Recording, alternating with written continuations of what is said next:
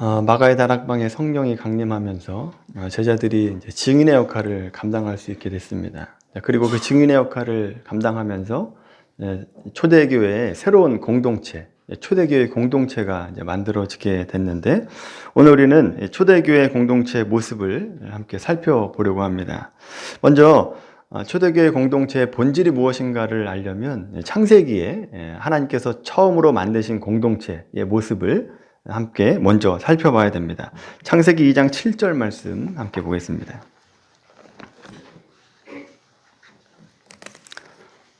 창세기 2장 7절 말씀입니다.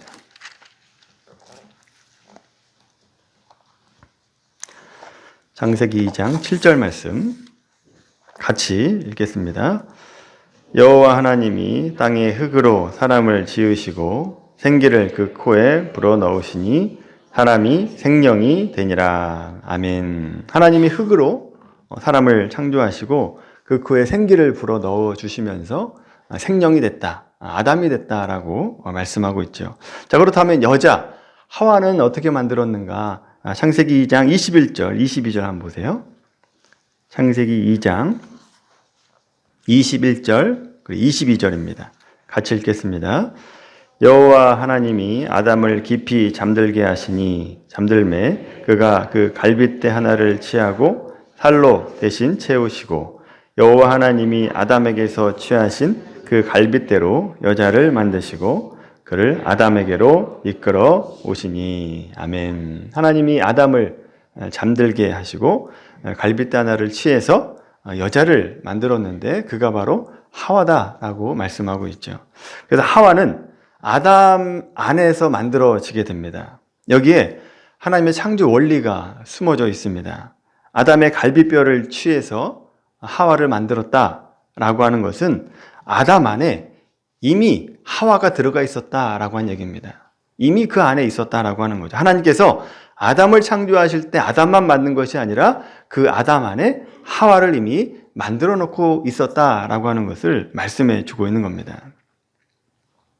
그래서 하나님께서 그렇게 사람을 공동체로 만드셨다라고 하는 것을 보게 되는데, 자, 그렇다면 하나님은 왜 사람을 그렇게 만드셨는가? 그 이유가 무엇인가? 그 이유는 하나님께서 공동체로 계시기 때문에 그렇습니다. 하나님 자체가 그렇게 계시고 존재한다라고 하는 거죠. 창세기 1장 27절 말씀 보십시오. 창세기 1장 27절입니다. 창세기 1장 27절 말씀. 자, 같이 읽겠습니다. 하나님이 자기 형상, 곧 하나님의 형상대로 사람을 창조하시되 남자와 여자를 창조하시고. 아멘. 여기 보면 하나님의 형상이라고 되어 있는데 이 하나님의 형상이 뭐냐? 여러 가지 학자들이 얘기를 합니다만 오늘 본문과 관련해서 해석해 보자면 성부, 성자, 성령 그 삼위 하나님께서 사랑의 공동체로 함께 존재하듯이 아담과 하와도, 인간도 사랑의 공동체로 존재하도록 창조하셨다라고 하는 겁니다. 그러니까 아담 안에 하와가 이미 들어가 있었다라고 하는 거죠. 그래서 아담과 하와를 같이 창조하셨다라고 하는 겁니다. 사랑의 공동체로 만들었다라고 하는 거죠. 자, 이어서 창세기 2장 22절, 25절 말씀 보십시오. 여기 보면 이제 아담과 하와를 사랑의 공동체로 만들기 위해서 아담과 하와를 결혼시킵니다. 그런데 결혼시키기 전에 하나님께서 아담에게 명령을 하나 하는데 하나님께서 만드신 그 창조물들 하나하나에다가 이름을 지어줘라 라고 명령하고 계시죠. 이름을 짓는다라고 하는 것은 그냥 단지 명명하는 작업이 아니라 그 짐승들 하나하나의 본질을 파악했다라고 하는 얘기입니다. 본질을 파악해서 그 이름에 맞게, 그 본질에 맞게 이름을 져줬다라고 하는 거죠. 자, 그러면서 아담이 깨달은 것이 있습니다. 짐승 중에는 자신의 배필이 없구나라고 하는 것을 깨닫게 하셨다라고 하는 거죠. 자, 이것을 확인케 한 다음에 아담의 갈비뼈를 취해서 하와를 만드시고 하와를 아담에게로 이끌어오니까 23절 말씀 보시면 뭐라고 고백하느냐? 내 뼈 중에 뼈요, 살 중에 살이다 라고 고백하고 있죠. 이 말은 이런 뜻입니다. 당신이 나이고 내가 당신입니다 라고 한 뜻입니다. 남자 여자가 둘로 있지만 당신은 나와 따로 있는 게 아니라 나와 하나와 같은 존재입니다. 라고 하는 그런 고백이다. 라고 하는 거죠. 하나님이, 삼위 하나님이 함께 사랑의 공동체로 존재하듯이 아담 자신도 하와와 사랑의 공동체로 함께 존재하는구나. 라고 하는 것을 깨닫게 되었다라고 하는 거죠. 따라서 하나님께서 원하시는 공동체 원리는 당신이 나이고 내가 당신입니다. 라고 하는 공동체. 그 공동체를 창세기에도 만드셨고 하나님도 그렇게 존재하시고 그리고 신약에서도 그렇게 존재하기를 원하신다라고 하는 것을 보게 됐죠. 자, 오늘 본문으로 다시 이제 돌아와 보십시오. 자, 오늘 본문으로 돌아와 보시면 이제 마가의 다락방에 성령님이 강림하시고 그 열매로 이제 교회 공동체가 만들어지게 되죠. 그 교회 공동체가 어떤 형태로 존재했는지 설명하는 것이 오늘 우리가 읽은 대로 자기 물건을 서로 통용합니다. 서로 같이 쓰고 또 자기 재산과 소유를 팔아서 다른 사람에게 필요를 채워주는 공동체가 됐다라고 하는 거죠. 이 모습이 어떤 모습이라고요? 삼위 하나님께서 존재하시는 존재 양식. 사랑의 공동체로 있듯이 아담과 하와가 하나로 존재하고 있듯이 신약 성경에도 성령이 임하니까 사랑의 관계로 하나 되었음을 보여주고 있다라고 하는 겁니다. 나눠지고 분리되고 하는 그 모임이 아니라 이제는 하나로 사랑의 공동체로 하나 된 모습을 오늘 본문 읽은 본문에서 보여주고 있다라고 하는 거죠. 자, 그런데 오늘 우리가 좀 더 깊게 살펴보려고 하는 것은 나는 나고 다 나는 당신이고 당신은 나인데 그런 사랑의 공동체가 왜 하필 사도행전에서는 물질을 나누는 것으로 나타나고 있는가라고 하는 점입니다. 왜 물질인가라고 하는 거죠. 종말론적인 성격을 가지고 있기 때문에 그런 겁니다. 종말론적인 성격을 가진 공동체이기 때문에 서로 물건을 나누고 있다라고 하는 거죠. 그럼 종말론적인 성격을 가진 신앙이다라고 한다면 우리는 보통 휴거나 777 이런 것을 생각을 합니다만 그런 것이 아니고 쉽게 얘기하면 내세 신앙을 갖는 것이다라고 하는 겁니다. 지금 우리가 살고 있는 이 세상이 끝이 아니라 다가올 세상이 있다. 영원한 세계가 있다라고 하는 것을 믿고 살아가는 것이 종말론적인 신앙이다라고 하는 거죠. 하나님 나라에 들어가는 것은 이 세상의 성공이나 물질이나 명예로 결정되는 것이 아니라 하나님께서 인정하시는 것, 믿음, 또 사랑, 또 어떤 신실함, 충성됨 그런 것으로 들어가는 나라다라고 하는 거죠. 따라서 여러분 그리스도인들은 세상 사람들과 목적이 다릅니다. 목적 자체가 달라요. 목적지가 다르고 삶의 방향 자체가 다를 수밖에 없다라고 하는 거죠. 그러면 삶의 모습이 달라야죠. 눈에 보이는 것을 따라 살아가느냐, 눈에 보이지 않는 것을 따라 살아가느냐에 따라서 삶의 모습이 확연히 달라지게 된다라고 하는 거죠. 여러분 이렇게 세상과 하나님을 믿는 사람들이 삶이 다르다라고 하는 것을 대표적으로 보여줘야 되는 공동체가 바로 교회라고 하는 공동체다라고 하는 거죠. 그래서 다시 본문으로 보시면 44절부터 47절까지 초대교회 성도들의 모습들은 종말론적인 신앙을 가지고 하나님 나라에서 인정받는 자의 삶의 모습을 보여주고 있는 것이다 라고 하는 겁니다. 교회가 세상과 다르다고 할 때 사도행전에서는 물질을 나누는 것으로 다름을 표현하고 있다라고 하는 것을 보여주고 있다라고 하는 거죠.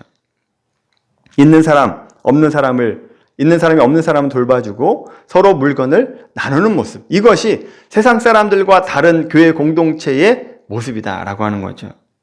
간혹 교회를 비방하는 분들이 오늘 이 본문의 말씀을 가지고 기독교가 공산주의를 표방하는 거 아니냐 이렇게 얘기하는 분들도 있는데 그 성경을 오해하기 때문에 그런 겁니다. 교회가 세상 사람들과 목적과 방향이 다르다고 하는 차원에서 사도행전에 나타난 모습이 자기의 물질을 서로 나누는 것으로 보여주고 있는 것이지 공산주의를 표방하는 것이 아니다라고 하는 거죠. 여러분 생각해 보십시오. 성령이 강림하시고 그 자리에 있는 사람들이 성령 충만함으로 나는 당신이고 당신은 내가 되는 사랑의 공동체가 됐습니다. 그럼 물질만 나누겠습니까? 다 나누겠죠. 다 나누는데 사도행전에서만큼은 물질의 문제로 나누고 있다라고 하는 것을 보여주고 있다라고 하는 겁니다. 자, 그렇다면 오늘 말씀을 우리에게 적용을 해서 성령을 받고 그리스도인으로 살아가는 우리가 세상 사람들과 삶의 목적과 방향이 다르다라고 하는 것을 무엇으로 증명해야 되는가라고 하는 겁니다. 우리가 뭘로 증명할 수 있겠습니까? 이것을 알아보기 위해서 구약에서 하나님의 백성으로 살지 못했던 대표적인 모습을 우리가 보면서 우리의 모습을 점검해 보기를 원합니다. 호세아서 9장 말씀을 한번 찾아보겠습니다. 구약성경 호세아 9장 말씀입니다. 구약성경 1263페이지 호세아서 9장 1절부터 9절까지 말씀입니다. 호세아서 9장 1절에서 9절까지. 자, 하나님의 백성으로 살지 못했던 대표적인 모습을 보면서 우리의 삶을 점검하려고 하는 거예요. 자, 읽지는 않겠습니다. 여기 보시면 저를 보십시오. 호세아 선지자는요, 북이스라엘에서 활동했던 선지자입니다. 북이스라엘, 남과 북이 갈라졌을 때 북이스라엘에서 활동했던 선지자인데, 북이스라엘이 아수르에 멸망하기 한 20-30년 전에 활동했던 선지자입니다. 영적으로는 가장 암울했던 시기, 근데 공교롭게도 물질적으로는 가장 풍부했던 시기, 이때 호세아 선지자가 활동을 했다라고 하는 거죠. 자, 이 호세아서 9장 말씀은요, 당시 수장절, 그러니까 지금으로 얘기하면 추수감사절 때 선포한 말씀으로 보입니다. 추수감사절은 한 해 동안 베풀으신 은혜를 생각하면서 감사하면서 하나님의 은혜를 나누는, 그걸 먹고 마시는 그런 즐거운 절기인데, 내용은 사실 굉장히 무섭고 불길합니다. 축제를 즐기고 있는 현장에서 호세아 선지자가 가서 뭘 얘기하느냐, 너희들의 불신앙과 잘못으로 하나님께서 결국 심판하실 것이다 라고 하는 얘기를 선포하고 있다라고 하는 거죠. 이렇게 무서운 심판이 나오게 된 배경에는 이스라엘 백성들이 가지고 있는 신앙의 모습, 그리고 하나님께서 원하시는 신앙의 모습이 완전히 달랐기 때문에 그렇다라고 하는 거죠. 이 차이는 신명기 28장에 나온 이 말씀을 잘못 어떻게 해석하느냐에 따라서 갈라지게 되는데, 신명기 28장의 내용은 이런 내용입니다. 이스라엘 백성들이 애굽에서 나와서 이제 가나안 땅에 들어가게 되는데, 그 약속의 땅에 들어갈 때 하나님께서 이런 약속을 하십니다. 너희가 내 말을 듣고 순종하면 너희가 나가도 복을 받고 들어와도 복을 받을 것이다. 그러나 하나님 말씀에 순종하지 않으면 나가도 저주를 받고 들어와도 저주를 받을 것이다. 이 말씀이 신명기 28장의 내용입니다. 자, 이 약속을 받고 가나안 땅에 들어가요. 자, 이스라엘 백성들이 젖과 꿀이 흐르는 땅에 들어가서 거기 있는 원주민들을 몰아내고 그 땅에서 풍요로운 삶을 살기 시작했다라고 하는 거죠. 그 풍요를 누리게 되면서 이스라엘 백성들이 놓친 것이 있습니다. 하나님을 믿는 믿음을 놓치게 됩니다. 순종을 놓치게 됐다라고 하는 거죠. 오늘날로 얘기하면, 오늘 말씀으로 얘기하면 내세신앙, 종말론적인 신앙을 잃어버리게 됐다라고 하는 거죠. 종말론적인 신앙을 놓치게 되면 선지자를 보냅니다. 하나님께서. 그래서 깨닫게 하시고 회개케 하셔서 다시 회복을 시키는데, 우상향한 것이 아니라 믿음이 계속 우하향하게 됐다라고 하는 거죠. 그래서 호세아 선지자 때는 거의 영적으로 바닥을 치고 있었다라고 하는 겁니다. 자, 그러다가 이 영적인 암흑기임에도 불구하고 물질적으로는 풍성했다라고 말씀드렸죠. 물질로는 잘 살고 있으니까 이스라엘 백성들이 어떻게 생각하겠습니까? 자기들의 신앙이 괜찮다라고 생각을 했다라고 하는 거죠. 자, 이에 하나님께서 1절에 이렇게 말씀합니다. 1절 말씀 보세요. 같이 읽어볼까요? 시작. 이스라엘아, 너는 이방 사람처럼 기뻐 뛰놀지 말라. 내가 음행하여 내 하나님을 떠나고 각 타작마당에서 음행의 값을 좋아하였느니라. 아멘. 여기 이 말씀은 뭐냐 하면, 너희들의 지금 누리고 있는 물질의 풍성함은 하나님께서 순종해서 받은 결과가 아니라 너희가 물질을 쫓아 살았기 때문에 누리고 있는 것뿐이다 라고 얘기하는 겁니다. 신앙이 좋아서 하나님께서 복 받은 게 아니다라고 하는 거죠. 이렇게 하나님 말씀을 전한 호세아 선지자를 이스라엘 백성들이 어떻게 대했느냐? 7절 말씀 보시면 이렇게 되어 있죠. 7절 중반부 보시면, 선지자가 어리석었고 신에 감동하는 자가 미쳤나니 이는 내 죄악이 많고 내 원한이 크민이라. 미쳤다는 겁니다. 헛소리 하지 말라는 겁니다. 왜 이렇게 잘 살고 있는데 와서 죄를 뿌리냐라고 한 얘기죠. 그리고 8절의 내용도 보시면 하나님의 말씀을 전한 호세아 선지자의 길목마다 덫을 놓았다는 겁니다. 호세아 선지자를 괴롭혔다라고 하는 얘기입니다. 박해했다라고 하는 거죠. 자, 보시면 이스라엘 백성들이 평가하는 신앙과 하나님께서 평가하는 신앙이 다르다라고 하는 것을 보게 되죠. 왜 평가가 다를 수밖에 없느냐? 북이스라엘 백성들의 삶의 목적과 하나님께서 원하시는 삶의 목적이 다르기 때문이다라고 하는 거죠. 이에 반해 하나님은 물질이 아니라 하나님을 믿는 믿음, 종말론적인 신앙을 가지고 현재를 살아가는 신앙을 살라라고 요구하고 있다라고 하는 거죠. 특별히 이 호세아 선지자가 원하는, 호세아 선지자를 통해서 하나님께서 원하시는 북이스라엘 백성들의 모습이 뭐냐? 이미 앞에서 호세아서 6장 6절에 보면 나옵니다. 한번 볼까요? 호세아서 6장 6절. 하나님께서 원하시는 북이스라엘 백성들의 모습, 너는 나고 당신은 나다라고 하는 공동체를 회복하기 위해서 뭘 하라고 하시는가 하면 6장 6절을 보시면 나는 인애를 원하고 제사를 원치 아니한다. 나는 너희가 하나님 알기를 원한다 라고 얘기하고 있죠. 하나님께서 제안하시는 해결 방법, 문제 해결 방법이 하나님을 아는 거다라고 하는 얘기합니다. 하나님을 아는 것이다. 하나님을 아는 것은요, 이 땅의 보화를 쌓는 인생이 아니라 하나님 나라의 보화를 쌓는 인생이 되라라고 한 얘기입니다. 그 모습이 사도행전에서는요, 물질을 나누는 것으로 보여주고 있는 것이고, 호세아서에는 인애로 나타나야 된다라고 말씀하고 있는 겁니다. 특별히 인애를 요구하시는 이유는 북이스라엘 백성들의 삶의 모습 때문에 그렇습니다. 하나님 앞에 와서 제사는 드립니다. 예배는 드려요. 그런데 실제 삶 속에서는 도대체 하나님을 아는 것도 없고 하나님 믿는 백성이 아닌 것처럼 살아가고 있었다라고 하는 겁니다. 우상 숭배하는 것은 물론이고요. 우상 숭배하면서 음행을 저지르고 또 고아와 과부를 학대하고 힘 있는 자가 힘 없는 자를 착취하는 그런 시대에 있었다라고 하는 거죠. 세상 사람들과 전혀 다르지 않은 삶을 살고 있었던 겁니다. 이에 하나님께서 너희들이 종말론적인 신앙을 가지고 살기를 원한다. 그 모습이 인애다라고 말씀하고 있는 겁니다. 인애이라고 하는 이 단어는 헤세데라고 하는 뜻으로 은혜라고 하는 뜻으로 번역되기도 하고 자비와 사랑이라고도 번역이 되는 단어입니다. 그러니까 하나님을 사랑하고 이웃을 사랑하는 모습, 그 모습을 회복해야 된다라고 하나님께서 말씀하고 있다라고 하는 거죠. 그런데 결국 회복하지 못합니다. 결국 아수르의 멸망을 하게 되죠. 자, 이제 우리 삶을 돌아볼 차례입니다. 여러분, 우리는 과연 예수님 믿는 자로서 종말론적인 신앙을 가지고 살아가고 있는가를 한번 점검해 보셔야 됩니다. 세상 사람들과 다른 삶을 살아가고 있는가?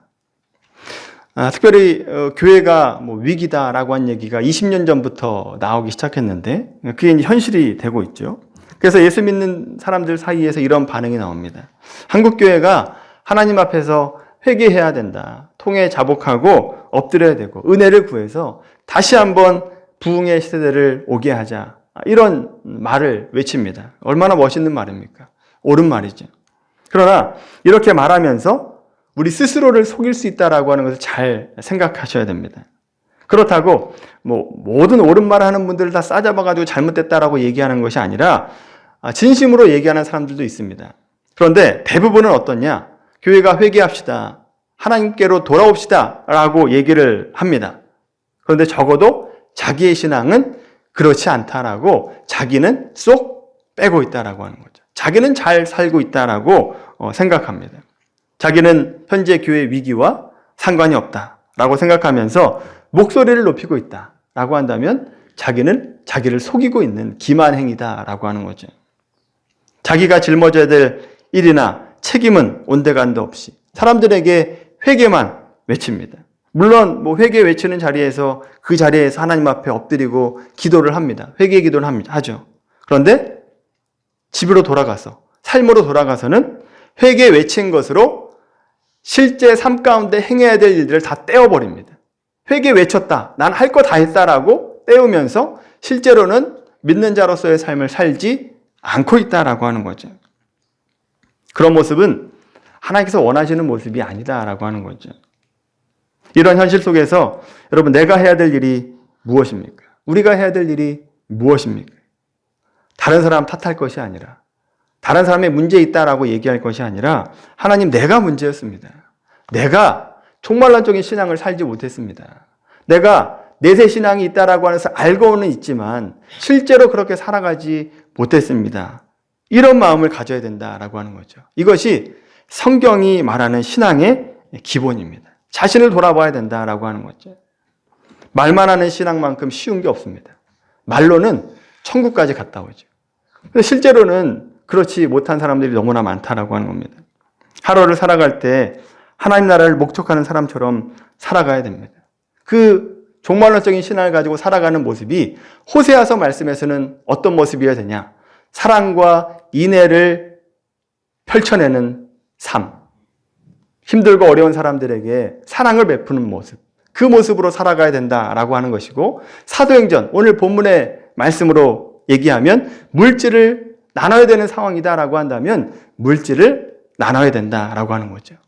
또 오래 참아야 되는 상황이다라고 한다면 오래 참아줄 줄 아는 것으로 내세신앙, 종말론적인 신앙을 살아가야 된다라고 하는 겁니다. 또 화평이 필요한 상황에서는 내가 피스메이커의 역할을 감당하는 것, 그것이 종말론적인 신앙을 살아가는 것이다 라고 하는 거죠. 여러분 각자의 처소에서 하나님 나라를 목적하는 사람처럼 그렇게 살아가야 됩니다. 남 탓하지 마시고 내가 바꿔야 된다라고 하는 거죠. 여러분의 삶의 현장에서 여러분이 짊어져야 될 신앙의 짐을 지십시오. 그렇게 신앙의 짐을 지고 살아가는 것이 하나님께서 원하시는 모습이다라고 하는 거죠. 남 탓만 하면 바뀌지 않습니다. 변화되지 않아요. 내가 먼저 바뀌어야 삶이 바뀐다라고 하는 것을 기억하십시오. 여러분, 우리가 종말론적인 신앙을 가지고 살아가는 자로서 삶의 현장에서 나는 이 땅이 목적이 아니라 하나님 나라가 목적인 사람입니다 라고 하는 것을 보여내는 삶을 살아가게 되길 바랍니다. 그것이 여러분 현장에서 어떤 모습으로 나타나는지 상관없이 그렇게 살아가는 것이 하나님께서 우리에게 원하시는 모습이다 라고 하는 것을 기억하시고, 우리 모두가 종말론적인 신앙을 가지고 살아가는 복된 삶이 되기를 예수님의 이름으로 간절히 축원합니다.